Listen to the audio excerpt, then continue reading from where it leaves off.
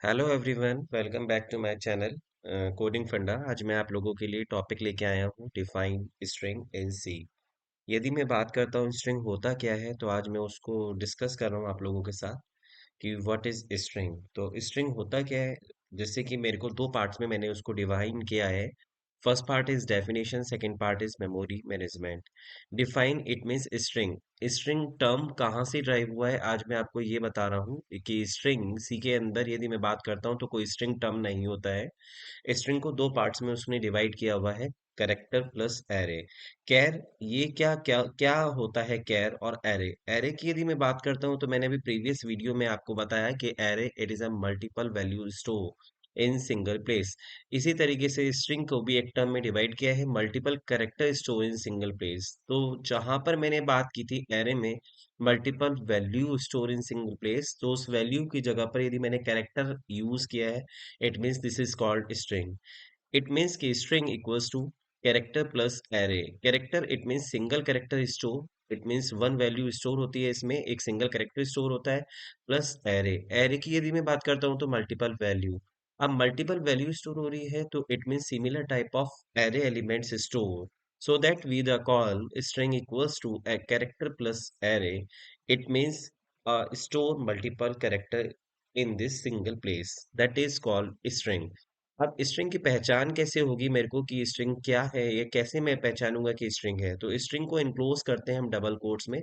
ये इसका सबसे एग्जाम्पल बेस्ट एग्जाम्पल होगा। यदि मैं इसमें और एग्जाम्पल की बात करता हूँ तो इसका एक एग्जाम्पल और भी हो सकता है। यदि मैं बात करूँ इनक्लोज कैसे होगा, तो मैं यहाँ पे एग्जाम्पल डिफाइन करता हूँ। और एग्जाम्पल क्या होगा, जैसे for example Ram, it is a collection of character element. तो ये जो कैरेक्टर एलिमेंट्स स्टोर होगा वो डबल कोट्स में होगा, तो डबल कोट से ही मैं पहचान पाऊंगा this is called string.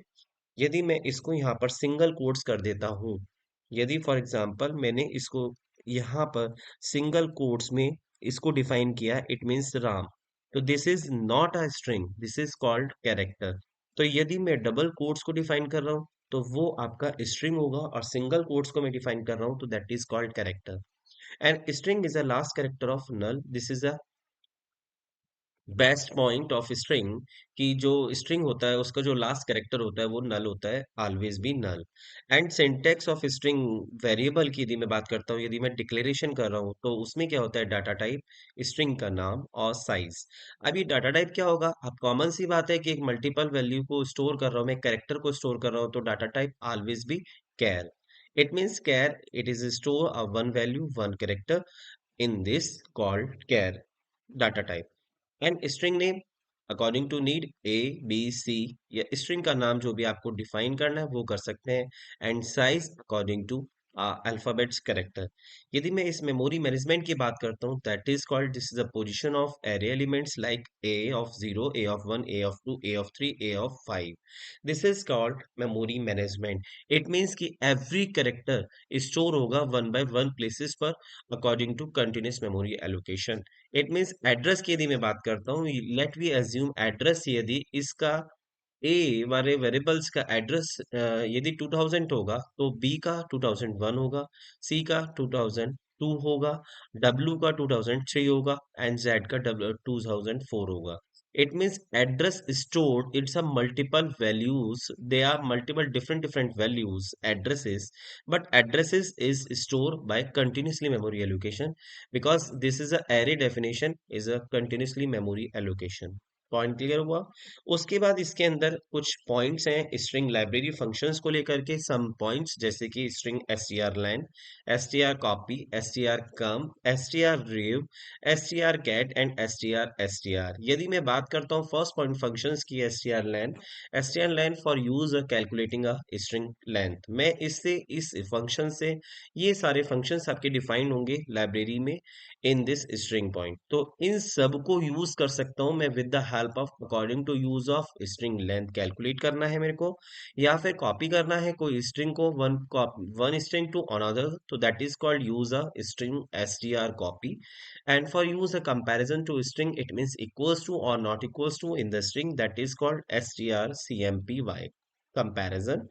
And use to reverse of the string, it means strrev. This is called reverse of the string, it means like example यदि मैं बात करता हूँ इस रिवर्स का, तो जैसे फॉर एग्जाम्पल मैं यहाँ पर कह सकता हूँ कि यदि एग्जाम्पल मेरे पास लिखा हुआ है हाय, तो this is the reverse of the string होगा आई एच।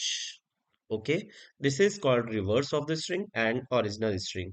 एंड कैट की यदि मैं बात करता हूँ, तो cat it means is a connecting of two string. It means जैसे फॉर एग्जाम्पल एक स्ट्रिंग मेरे पास राम है, दूसरा मेरे पास सीता है, राइट?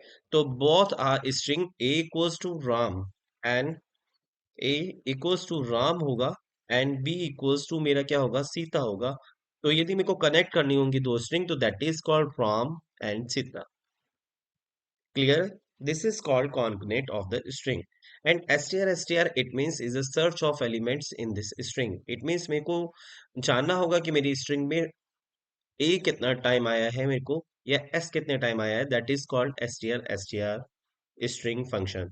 इसी तरीके से और भी बहुत सारे फंक्शंस इसके अंदर यूज होते हैं। This is the common function.